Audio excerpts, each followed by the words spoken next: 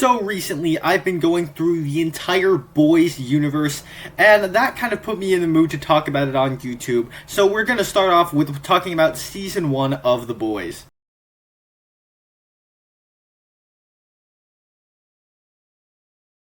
Hi, my name is Nathan, and I talk about a lot of movies on this channel. If you're new here, down below in the comment section, share what you thought of the first season of The Boys, and over on my channel, I have more content like this. Check those out once this video is over, and if you enjoy this video, click the like button and be sure to subscribe because that really does help a lot. And let me just give you some background before I get into the actual review on things. So, I first watched The Boys roughly a year ago. I watched 1.5 seasons of it, and for whatever reason, I stopped watching, and I never picked it up until quite recently, like literally a couple weeks ago, where I started from the beginning again. I rewatched Season 1, as well as the first half of Season 2 that I had seen, and now I've made it all the way through Season 3, as well as a little bit of Gen V before getting into Season 4, and of course, we have a new season of Gen V coming out, so kind of just wanted to go through the entire Boys universe because it's a show that I started, that I really enjoyed, and which is spoiler alert for this video, and I just never continued for whatever reason. And now that I have continued it and made it so far into the franchise, I thought it'd be fun to review each season of The Boys, and right now we're going to start off with Season 1. Share what you thought of it, like I said, down below in the comment section, and with all that said, let's just get straight into it with the good. And like I said at the beginning of this video, I thoroughly enjoy, I love the first season of The Boys, and I actually love the 2 subsequent seasons that follow, but we're here just focusing on Season 1, and I thought that this was just ever since I watched it a year ago, I just thought this was a very creative. It's not necessarily having the most original story, but it's a very creative spin on a template that has been used for a bunch of superhero projects before this, but we've never particularly seen it done in the way The Boys does it. It's a satire on modern superhero movie tropes. And the very idea of doing a superhero show made for adults with like evil Justice League and things like that doesn't feel like something that adults would normally gravitate towards, because not a lot of adults I know watch like superhero things often as much as like children do. But the way The Boys does it is a very interesting satirical take on it that I think really worked from beginning to end. And it plays, the way it actually kind of plays out with its premise is it kind of is like a corrupt political thriller with a superhero skin wrapped around it. It's like there's a corrupt organization, and there's a group of people that know what they're doing is wrong and are gonna step forward and try to do something about it. It's kind of like a corrupt political thriller in many different ways, just happens to have a superhero skin wrapped around it and be based off of an actual graphic novel. And so I thought it was a very creative spin on it, where it's kind of like evil Justice League, like I said, and a group of people try to stop them. And all of that is kind of due to just a great set of characters that they introduce here, where in the case of when you watch the very first episode of the show, it kind of uses Hughie and Annie as 2 different characters that you're following, and you're looking at it from the perspective of the public seeing the superheroes in a very, very positive light.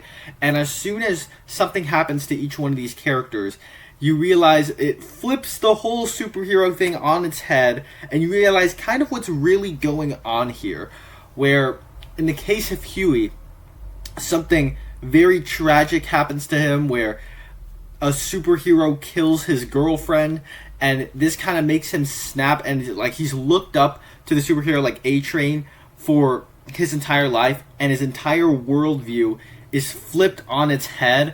And in the case of Starlight, Annie, she gets hired to work for Vought and the Seven, and kind of very quickly realizes that it's not the dream that her parents and her dreamed of when she was a child, as what the deep does to her is very uncomfortable to watch, but also fits the show that you're watching.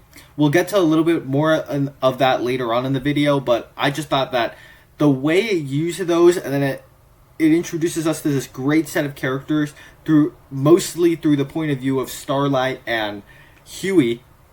It brings the audience along with the characters into the world of the boys.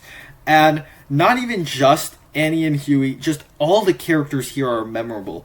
Even, I think a standout here is, of course, Butcher, played by Karl Urban, where Butcher gets some outrageous lines of dialogue from beginning to end in this season, or really in the entire show. He gets these outrageous lines of dialogue, like, I'll chop off your hands and stick them very far up your butt, like things like that in this season.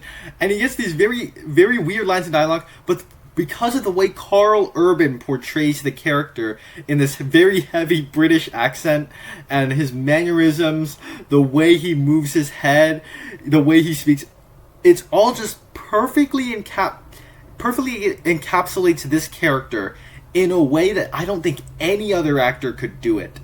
And I think the same can apply for Anthony Starr playing Homelander, where Homelander is another big standout of this that has been memed to death online.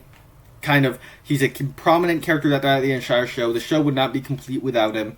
And because of Anthony Starr's performance, Homelander is given this you always know that there's something off about him.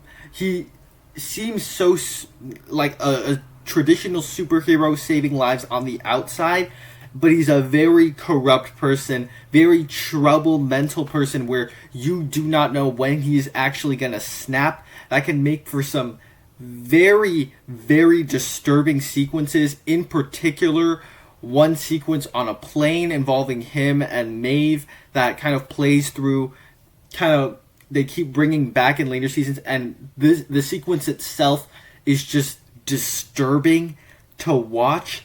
It has brutal violence and gore, but the gore and violence doesn't feel like it's very forced or trying to be edgy, because like I said, the plane sequence, very disturbing sequence. Even just the little things that Homelander does in going on a mission where a guy is surrendering and he ends up killing the guy anyways.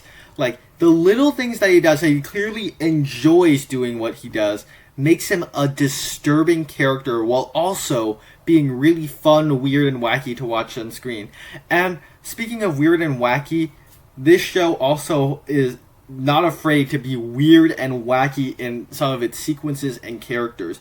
There's a sequence where the Deep is like driving a van trying to save a dolphin, and then the dolphin gets brutally murdered. It's not afraid to go all out weird like that with the Deep and him talking to animals and things like that. It takes risks and does things in superhero projects that other superhero projects I've seen haven't really done before, at least. But it also has the weird mannerisms, going back to Homelander and his addiction to Stillwell's breast milk. It's not afraid to be weird and wacky, and it's in a context where it fits the show it's in. It doesn't break the character, it doesn't cheapen the character or anything.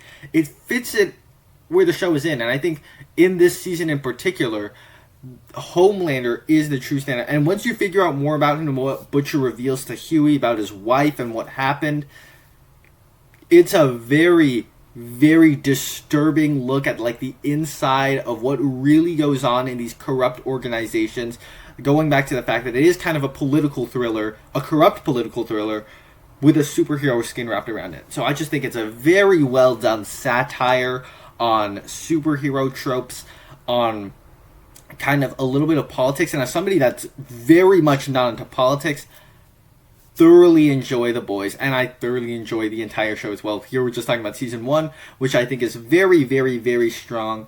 It's not completely perfect. Let's move on to the bad. And for me, this is just me having seen the first 3 seasons of the show, as well as a little bit of Gen V.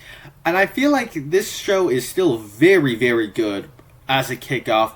There are just some things here, like I don't think Stillwell from Elizabeth Shue Ali from Karate Kid, Cobra Kai. I don't think Stillwell is as interesting of a villain as, you know, in the later seasons where you get Soldier Boy and Stormfront. I don't think she's as interesting. She does give off this very, like, what she wants to see on the outside. She's always kind of smiling the way, like, kind of Ashley takes over that kind of role in the later seasons. But I never found her completely interesting the way that I did with Soldier Boy and Stormfront in the later seasons of the show. That's not to say she's a bad character at all, but I just, every time they cut to the Stillwell stuff, I didn't find it as interesting as, like, everything else going on in the show. But really, that's really about it, because I thought the show was just really good at doing what it was able to do really, really well. And so for me, overall, I'll give it an A-. But those are just my thoughts on The Boys Season 1. I will likely be reviewing the later seasons of The Boys leading up to Gen V Season 2.